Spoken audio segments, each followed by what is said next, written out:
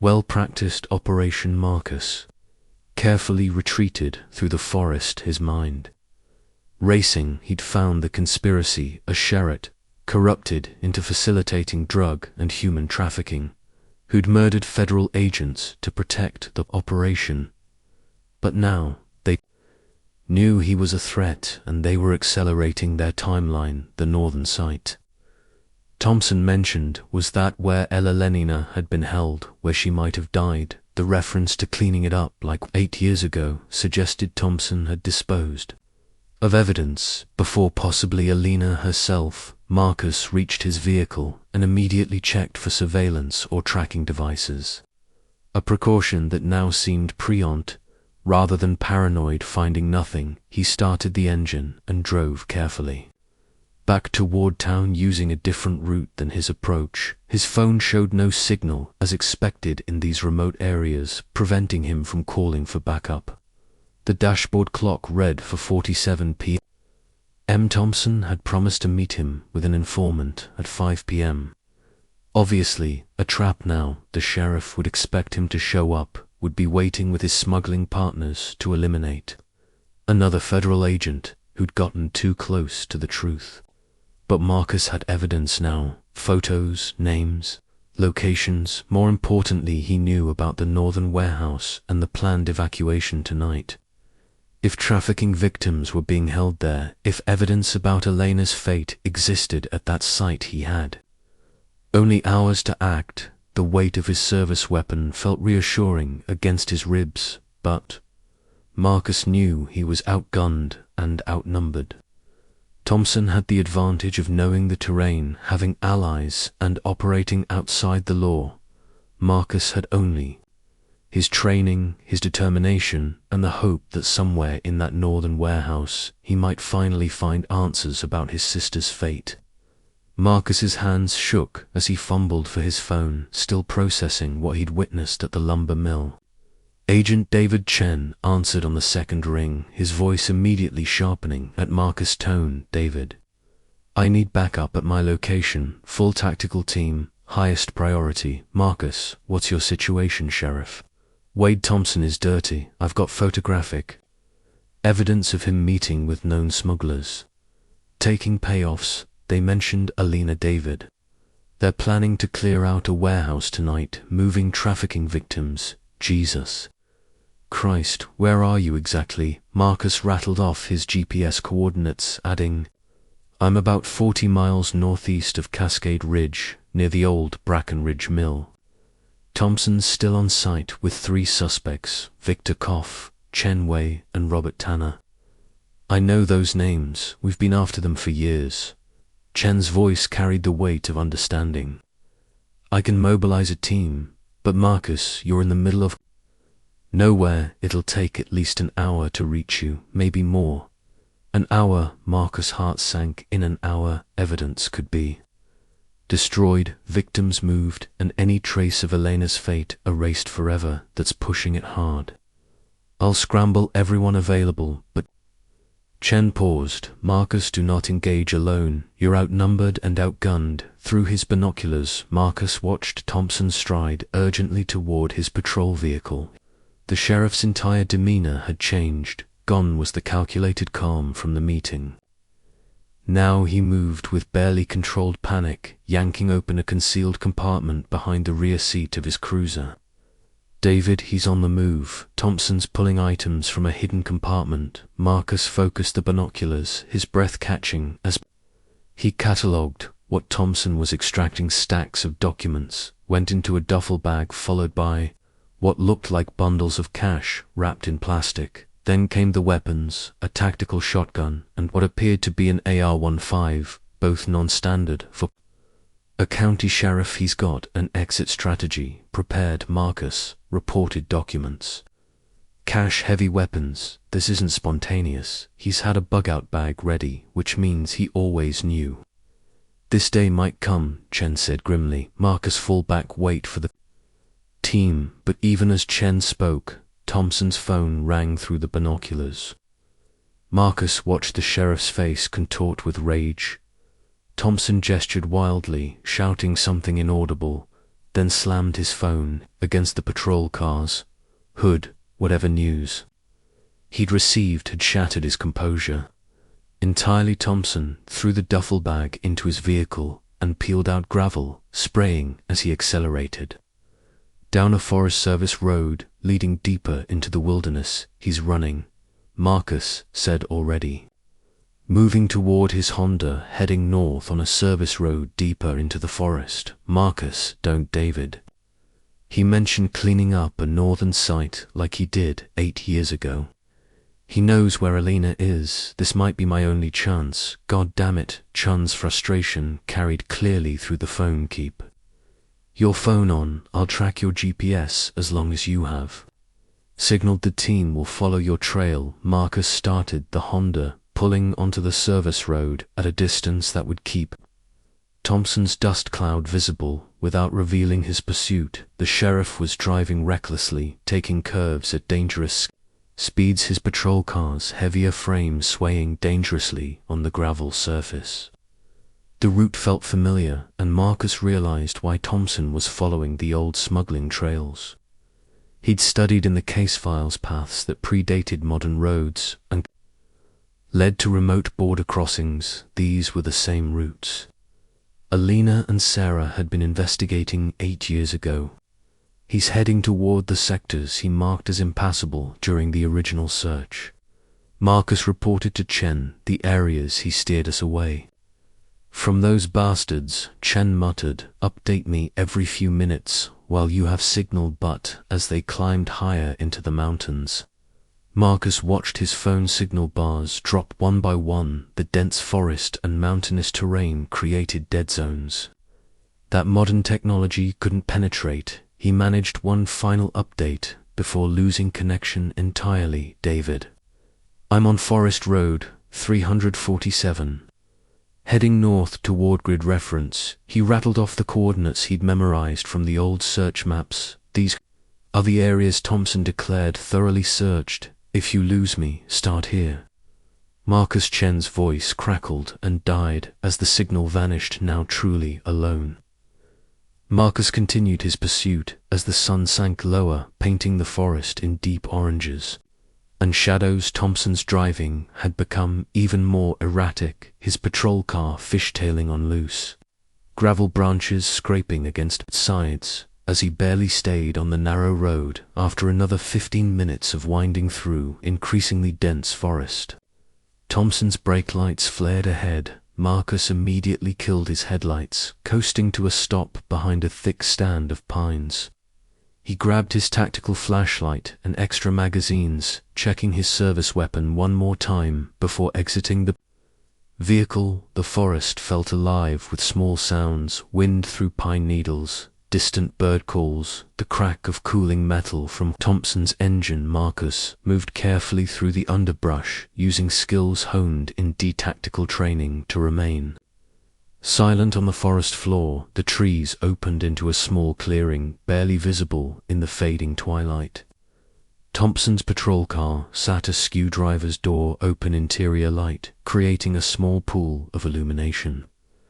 The sheriff himself stood 20 feet away, at a patch of ground that looked different from the surrounding forest floor. The earth was slightly depressed, vegetation younger and sparser than the established growth around it. Thompson had retrieved a shovel from his trunk and was digging frantically, throwing soil aside with desperate energy. His voice carried in the still air a stream of panicked muttering. Should have moved her years ago. Knew this would happen. Can't let them find this site evidence. Still here, stupid to keep it so close. Marcus felt his heart constrict. Her Thompson was digging up Elena's grave. Drawing his Glock, Marcus stepped into the clearing, dropped the shovel. Thompson, hands where I can see them. The sheriff spun his hand, moving toward his holstered weapon. Marcus had already anticipated the move, his weapon-trained center mass. Don't. Marcus warned. It's over. Wade, drop the shovel and step away from the grave. Thompson's face was stirred with sweat and dirt. his eyes wild in the dying light, but instead of complying, he laughed, a broken sound that held no humor. The grave, you think? This is her grave. Thompson shook his head. Jesus, Rivera, you really don't understand what your sister stumbled into, then explain it to me. Marcus kept his weapon steady, despite the tremor in his voice. Tell me what happened to Alina. Thompson let the shovel fall, but kept his hand near his weapon. She was supposed to be routine surveillance, just another federal agent, checking smuggling routes, filing reports no one would read, but Alina, she was too good at her job to persistent keep talking. Marcus could feel the weight of the moment, knowing he was finally about to learn the truth. She found a transfer point by accident. We were moving a shipment, drugs and girls, the usual run. Sarah Collins tried to call it in, immediately went for her radio. Thompson's voice turned cold. Clove shot her before she could say a word. Clean shot to the head. She died instantly. And Alina was smarter. She tried to retreat to get back to their vehicle, but we couldn't let her go, not after what she'd seen. The operation was too valuable. Millions in drugs, dozens of girls moved through our corridor every year. Thompson wiped sweat from his forehead with a dirty hand. The bosses wanted her alive. They needed to know what the DEA knew, who else was investigating, how much time we had before more agents came. Marcus' grip on his weapon tightened. You tortured her for 2 months. Thompson's admission came out flat. Matter of fact, kept her in a shipping container we'd converted into cells for the difficult merchandise. The bosses brought in a specialist, someone who knew how to break people without killing them. But your sister, he shook his head with something almost like admiration. Alina was tougher than anyone expected. Tell me everything. Marcus's voice cracked. She deserves to have her story told. Thompson glanced at the hole he'd been digging, then back at Marcus. She escaped twice. First time, she made it almost a mile through the forest before the dogs caught her, left scratches on trees, tried to create a trail. We had to move the entire operation. After that, couldn't risk her markers being found. The sheriff's hand inched toward his weapon as he continued. Second time, she actually managed to hide evidence, photos, documents. She'd stolen a bloody piece of her shirt with a note, buried it all in a cache she marked. That's what digging up. Not her body, but her final you to us. If the feds expand their search grid, they'll find it eventually. Where is she, Thompson? Where's Elena's body? You want to know how she died? Thompson's desperation morphed into cruelty when she finally broke after weeks of interrogation.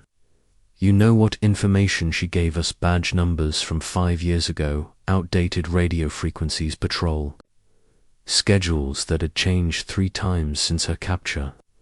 She played us, fed us worthless intel to buy time, hoping someone would find her. Marcus heard engines in the distance, still faint but growing closer. Thompson heard them, to his panic returning. We realized she'd never give us anything useful. The specialist wanted to sell her, said she'd bring good money in certain markets, federal agent as a trophy, but she'd seen to have phoned for many faces, knew too much, so I handled it myself. Thompson's voice dropped. 1 shot back of the head, same as her partner. She died brave, if that matters. Never begged, never stopped fighting. Where is her body? Marcus demanded, his vision blurring with tears he couldn't afford to shed. Yet Thompson smiled coldly. Where do you think we had a crematorium for problems like her? No body, no evidence, no closure for families who ask too many questions. Your sister is dead. Rivera has been for 8 years. The sound of approaching vehicles grew louder. Thompson's hand moved for his weapon, using Marcus' moment of grief as a distraction, but the forest around them suddenly came alive with movement. 2 men emerged from the trees. Marcus recognized them from the mill, armed with rifles, and moving to flank him, dropped the weapon, fed.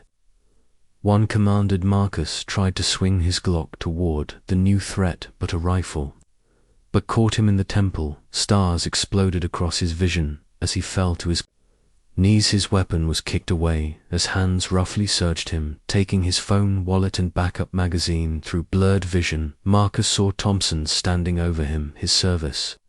Weapon drawn. You should have left this alone, Rivera. You could have lived with uncertainty. Now you'll die just like your sister did, fighting for nothing, saving no one, the darkness rushing up to meet.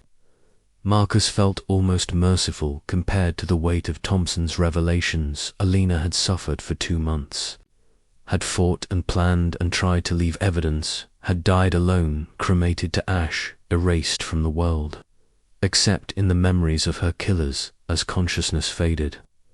Marcus heard Thompson organizing the men, preparing to move him somewhere else for disposal, but he also heard something else. Engines growing louder, closer than Thompson realized. Chun's team following his trail, racing against time, just as Marcus had. The last thing he registered before darkness claimed him was Thompson's curse of recognition, the sheriff finally understanding that Marcus hadn't come alone. After all, consciousness returned in waves, each one bringing fresh pain. From the rifle strike to Marcus' temple, the world swayed and bounced, accompanied by the rumble of an engine and the smell of motor oil and fierce sweat. He was in the back of a van, hands zip-tied behind him, shoulder pressed against cold metal flooring that vibrated with every pothole. Through his clearing vision, Marcus could make out 2 other figures, the men who'd ambushed him in the clearing. They sat on wheel wells, rifles across their laps, discussing logistics in a mixture of English and Russian. Despite the throbbing in his skull, Marcus forced himself to focus, to observe, to remember. His detraining kicked in, even through the pain. Memorize everything, survive now, testify later. The van took a sharp left turn, and through the windshield, Marcus glimpsed a rusted water tower, its faded letters reading Cascade Lumber Company. Another turn revealed a bridge over a creek, the old wooden structure groaning under the van's weight. 20 minutes of careful observation gave him a mental map of landmarks: a burned-out gas station, a distinctive rock formation, a cell tower.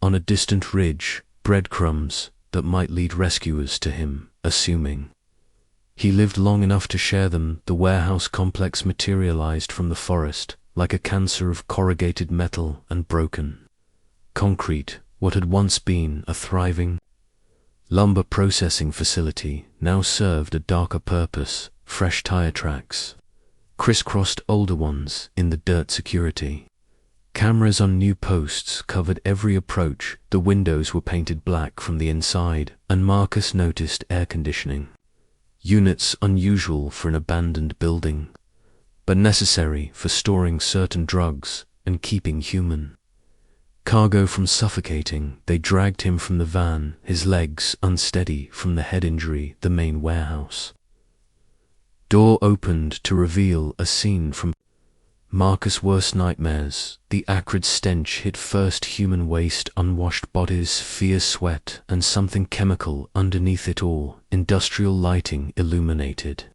a space divided by chain-link fencing into makeshift cells. Each cage held multiple victims, mostly young women and teenage girls, some barely older than children. They huddled together on thin mattresses, many showing bruises, torn clothing, the hollowed look of those who'd learned that screaming brought only punishment. Madre Dios, one girl whispered, pressing against the fencing as they dragged Marcus past. Others shrank back, conditioned to fear any new arrival as a potential customer or tormentor along the far wall.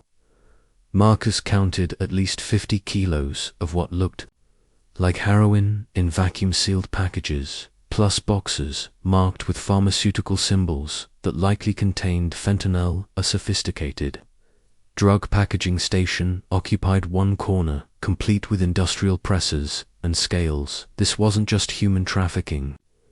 It was a full-spec criminal enterprise, where human beings were just another commodity to be bought, sold, and discarded. Thompson was already there, engaged in heated discussion with a man Marcus recognized as Victor Clave. The Russian gestured angrily, At Marcus's accented English, carrying across the warehouse. "This is insane, Thompson. A federal agent. You bring federal agent." "Here we had no choice," Thompson shot back. "He was at the burial site. He knows about Elena Rivera, about the whole operation." "Then we kill him now. Dump body across border. Let Canadians deal with it. Wait." A new voice interrupted. Cheney emerged from an office area, his expression calculating. "First we find out what he knows, who he told. If D-Team is coming, we need to know how much time we have." Marcus was shoved into a reinforced storage room, little more than a closet with a heavy door. His phone, weapon badge, and wallet were stripped away, tossed carelessly onto a desk. Outside they left his hands zip-tied, apparently confident that the door and guard would be sufficient through the door's small window. Marcus could see them arguing. Thompson wanted to execute him immediately and flee. Clave worried about their merchandise. Moving dozens of victims across the border would take hours. Chenwei seemed focused on extracting information, mentioning something about enhanced interrogation that made Marcus blood run cold. The guard they posted outside looked barely 20, nervous sweat beating his forehead as he clutched an AK-47 knockoff. Marcus watched him through the window, noting how he kept checking his phone, how his attention wandered to the activity in the main warehouse, where others were preparing vehicles and victims for transport. Time was critical. Chen's team would reach the burial site, find Thompson's abandoned car and signs of struggle, but without GPS coordinates, they'd have to search dozens of possible locations. The young guard stepped away, called to help load victims into a transport truck. This was Marcus's chance. The storage room had metal shelving units, and Marcus found what he needed, a bracket with a sharp edge where the paint had chipped away. He worked his zip ties against it, feeling plastic bite into his wrists, blood making his hands slippery. The pain was excruciating, but necessary after 5 minutes of sawing the ties. Finally parted. Marcus quickly scanned the room for weapons, but found only cleaning supplies and old paperwork through the window.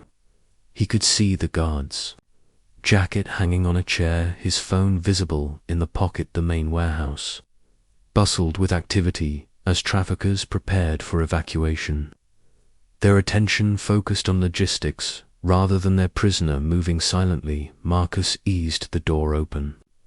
The jacket was 3 feet away. He grabbed the phone, powered it on, and dialed Chen's number from memory. One ring to the guard was returning, talking to another trafficker. "Chen," the familiar voice answered. "Warehouse trafficking victims, GPS on this phone." Marcus whispered urgently, hearing footsteps approaching. Multiple hostages, heavy weapons. The guard rounded the corner, his eyes widening in shock at seeing Marcus free with his phone. Training took over. Marcus grabbed a metal pipe from the shelving unit and swung hard, catching the young man across the temple. The guard crumpled his weapon, clattering on concrete. Marcus snatched the AK-47, checking the magazine. Full safety off. Amateur hour. He could hear shouting from the main warehouse, someone calling for the guard. Through the doorway he could see traffickers hurting victims toward transport vehicles, preparing to execute their evacuation plan. The math was brutal. 1 federal agent with a borrowed weapon against at least 6 armed traffickers with dozens of houses as routes that shifted based on law enforcement patterns. Thompson provided the 2 unidentified bodies in the cave were confirmed as Maria Gonzalez and her 9-year-old daughter, Anna, who died from intentional overdoses when they tried to escape during transport. "We dumped the truck 6 months ago," Thompson explained. Original hiding spot was being developed at construction crews. Getting too close, figured the cave would hold it until we could destroy it properly. 5 additional burial sites were revealed, each containing victims who'd resisted or become liabilities. Families who'd waited years for news would finally have answers. Bodies to bury, some measure of closure as dawn broke over the forest. Elena's remains were carefully removed for proper burial. Marcus stood vigil throughout, speaking quietly to his sister, updating her on their parents, on the lives she'd saved, on how her sacrifice had meaning. The medics periodically checked his vitals, concerned about shock and blood loss, but understood this vigil was as necessary as any medical treatment. "You ready?"